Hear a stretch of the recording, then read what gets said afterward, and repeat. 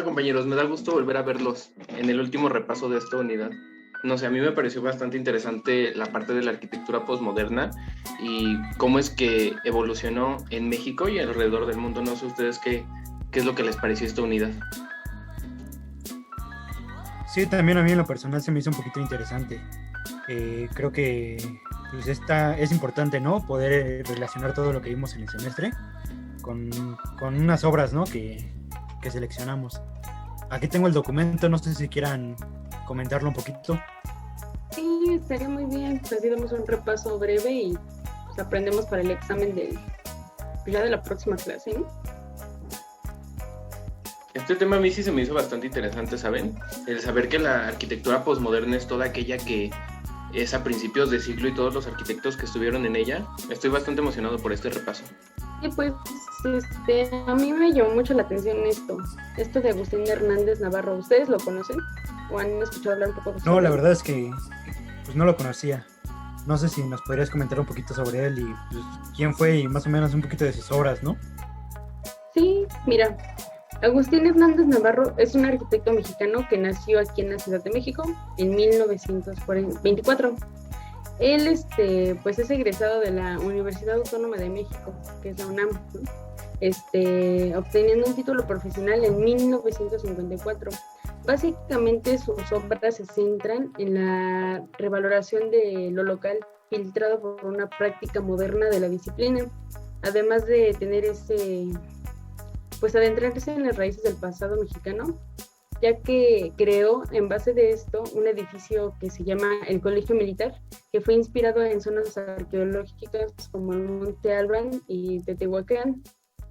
Algunas de sus obras representativas son la Escuela de Ballet Folclórico, el Pabellón Mexicano de la Expo de Osaka, el Taller y Casa de Arquitectura, que está aquí en la Ciudad de México, Casa Álvarez, la Casa Amalia Hernández. Pero de la obra de la que les vamos a hablar más adelante es justamente del taller de arquitectura. Está muy interesante. Bueno, pues como ya había dicho mi compañera, vamos a hablar del taller de arquitectura que fue realizada por Agustín Hernández. Se ubica en el Bosque de las Lomas en Ciudad de México y el año del proyecto es de 1975. Además, tiene una altura de 40 metros y se considera como otro árbol, por así decirlo, debido a que está rodeado de mucha naturaleza. Esta obra arquitectónica, Agustín se basó para hacer su concepto en un viaje que tuvo a Acapulco. Se inspiró durante su estancia en las palapas de los lugareños. Y pues sí, como nos damos cuenta, sí tiene una forma como de chocita, de pinito, de cabañita, y es muy simétrica. Bueno, este volumen se genera a partir de la relación de 4 elementos en forma de T que giran a 60 grados en línea horizontal. Y que estos, pues, digamos que desafían a la gravedad, pero está muy bien calculada la estructura, que el equilibrio pues está perfectamente bien. Además tiene el acceso al taller en la parte superior a través de un puente, y este es el único elemento que conecta al taller con la naturaleza circundante. Pues una parte muy importante y esencial de este proyecto fue la circulación, ya que dentro del taller las escaleras te dan todo el recorrido a lo que es la casa taller de arquitectura, que gracias a un sistema de soportes y muelles que se esconden formando parte de la estética de la escalera, pues ahora sí que escondiendo para que se vea que son escaleras voladas o que está flotando, para darle un toque de elegancia y pues tecnología, ya que las otras escaleras también tienen una característica, ya que son livianas y simples, y por el contrario el peso de la estructura sólida del volumen de la casa. Y bueno, aquí está el plano. Como podemos ver, la estructura tiene una forma de H. Además, a los lados, a los costados, en este caso del lado izquierdo y del lado derecho, tiene unas ventanas bastante amplias en las cuales entra pues, luz natural perfectamente. Como ya se había mencionado, una parte, digamos, importante de esta estructura son las escaleras que acompañan al usuario durante todo el recorrido alrededor del mismo. A continuación, nosotros quisimos rescatar la información más importante en una infografía, pero por el espacio y el tamaño de esta misma, dividimos esta infografía en 3 secciones. Pues básicamente la arquitectura como reflejo del alma de esta obra y de este arquitecto es una interpretación táctil del estudio profundo de la vida prehispánica, que va volcada a la contemporaneidad, ya que este arquitecto creía mucho en sus raíces prehispánicas, en el pasado. Y pues hay una frase que él percibe como su arquitectura como reflejo del alma, que hay que sacar y extraer de aquellas raíces de nuestro pasado, gotearlas y extraer todo lo que podemos utilizar, no solo en la arquitectura, sino en la vida misma. Él así concibe su arquitectura.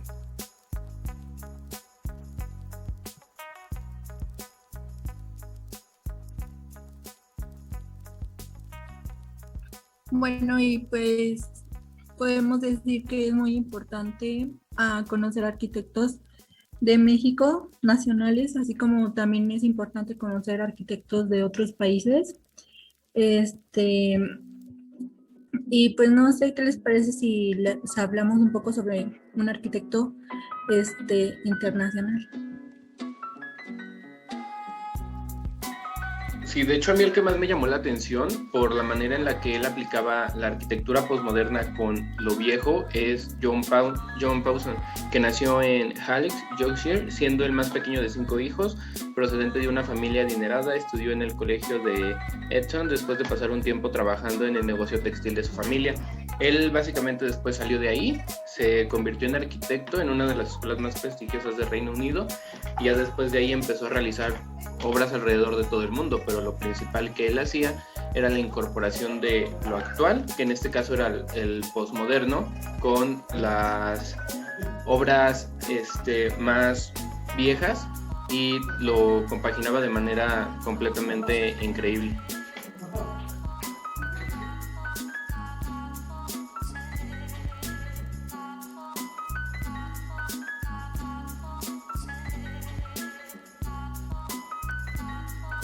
Bueno, como se comentaba, ahorita vamos a hablar de una obra que es de la República Checa. Esto se llama el monasterio de Novi Dvor. Fue construido por John Pawson. Bueno, este monasterio fue construido por John Pawson en el año de 1999 al año del 2004. Este se convirtió en uno de los exclaves más importantes de la arquitectura monástica. Y este fue el encargo del año de 1999, realizado por abad del monasterio de Cisterciense de Cep-en-Fonts, en Borgoña. Bueno, aquí se trataba que el diseño de un monasterio para una nueva comunidad de más o menos unos 40 monjes, o un poquito más, en Bohemia. Bueno, el solar se encuentra rodeado de bosque y está comprendido en una casa barroca en ruinas, así también como una serie de casas de aspecto abandonado, ¿no?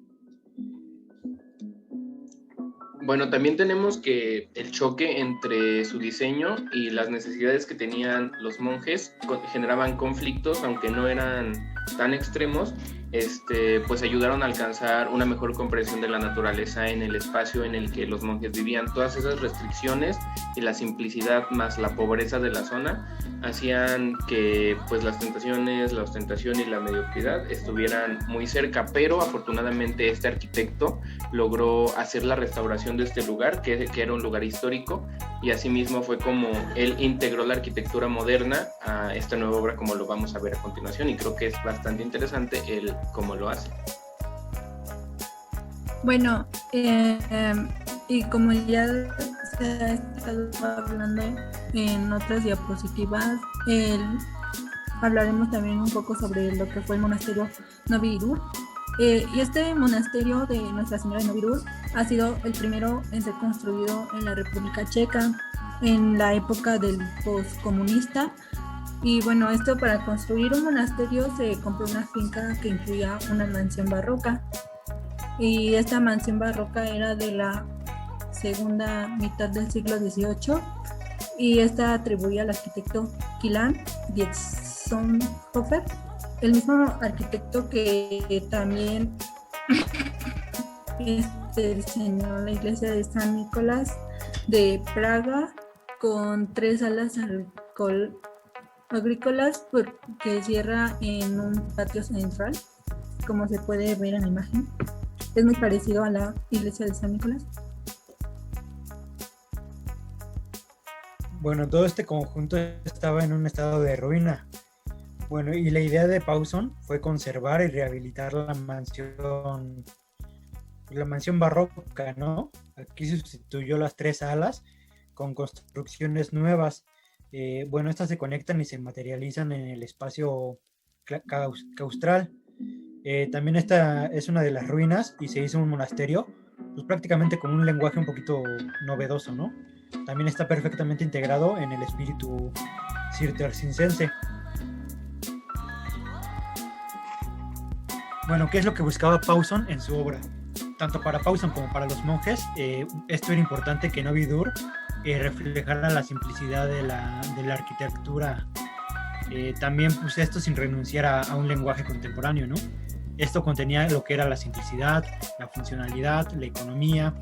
Todos estos eran principios primordiales y fundamentales de la estética.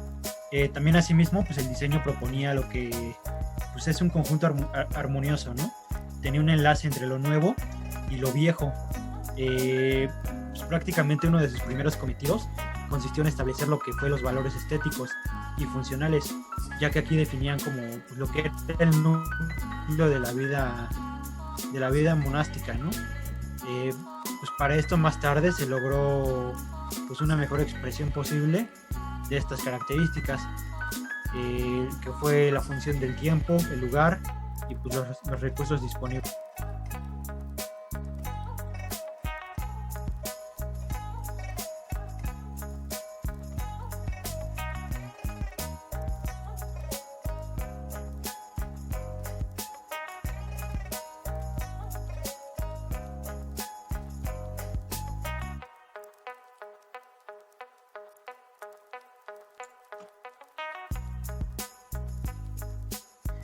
Bueno, el proyecto se realiza en 2 fases. La primera fue desde 1999 hasta el 2004, como se había comentado, y esto fue un remate de la iglesia principal del conjunto. Y la segunda fase, aquí se acabó en el 2007. Esto fue con una ampliación sobre un cobertizo, ya que se encuentra separado del conjunto claustral. Bueno, en esta nueva pieza se coloca lo que sería una hospedería, que sería para los visitantes, los peregrinos, familiares, los familiares de los monjes, y además se crea una nueva capilla.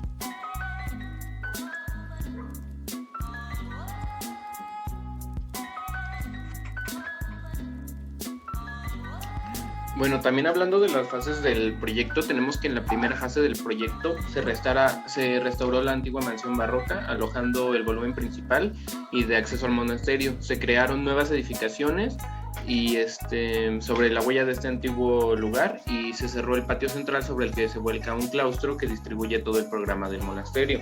Entonces aquí ya estamos viendo cómo es que él aterrizaba la parte de la arquitectura anterior y la acoplaba con arquitectura nueva, convirtiéndola en un lugar completamente nuevo y aún así conservando rasgos de ambas partes, tanto del barroco, que es el caso de esta mansión, hacia lo postmoderno, que es lo que estamos abordando en estos puntos.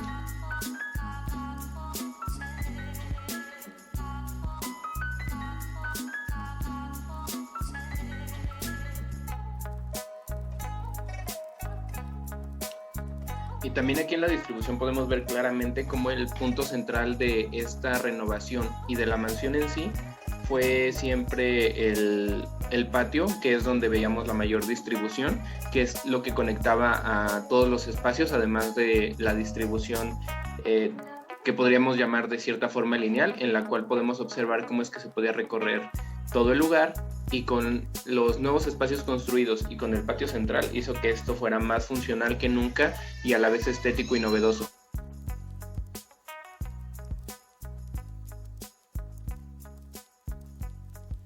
Sí, claro, como comentaba mi compañero Jesús, en la planta baja pues tenemos el cuerpo principal, un distribuidor donde se alojan algunas salas para talleres y la escuela y que da paso al claustro, y a través de este y en sentido horario encontramos el patio de acceso a la iglesia y que ocupa todo el ala noreste del conjunto y sobresale su volumen sobre el resto, dotándola de mayor presencia y relevancia.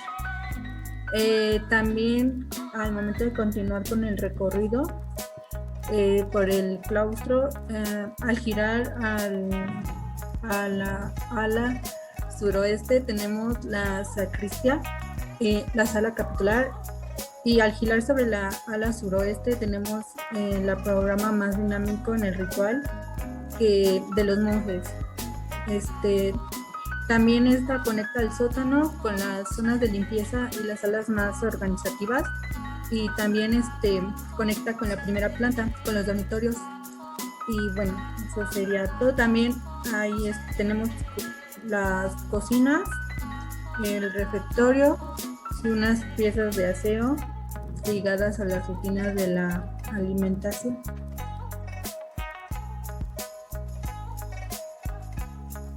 Aquí se puede ver un poco sobre sus fachadas y un pequeño... Bueno, es la fachada principal del monasterio.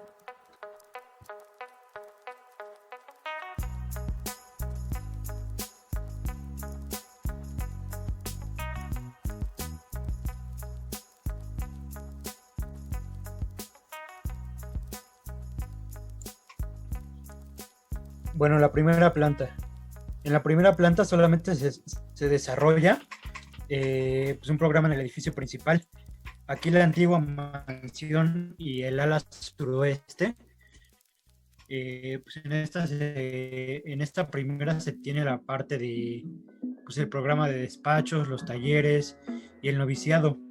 Desde el vértice oeste y hasta el sur se tiene lo que son los baños, unas escaleras.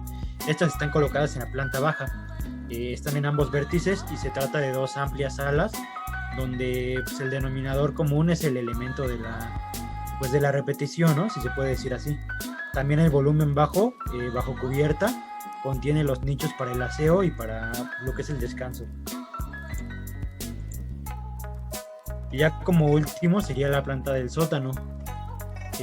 Bueno, en esta planta se desarrollaron lo que son todas las funciones de lavandería, salas de calzado, guardarropa, enfermería, farmacia, salas de máquina, la bodega, y lo que serían otros elementos que complementan un programa muy extenso y complejo, ¿no?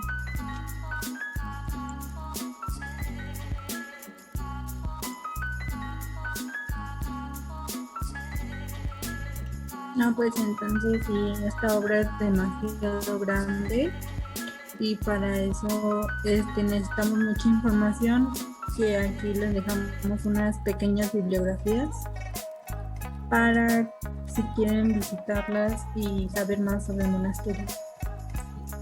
No sé Realmente, pues, a pesar de que entren en el mismo pues género de la supermodernidad, son bastante diferentes y literal, en tamaño, estructura, materiales. Pero pues sí, está muy, muy interesante. Este monasterio está enorme. Sí, pues creo que más que nada depende de la época y de la historia que esté viviendo el país, ¿no? Porque, pues como se puede ver, cada arquitectura pues ha tenido como un propósito, ¿no? Entonces creo que se puede ver tanto en la que comentamos primero, que fue la de México, tanto como en esta, ¿no? De República Checa. Tenían como una idea y un propósito diferente. Bueno, compañeros, me dio gusto repasar con todos ustedes. Fue un gusto pasar la materia y esperemos que nos vaya bien con los exámenes que vienen y con los promedios finales.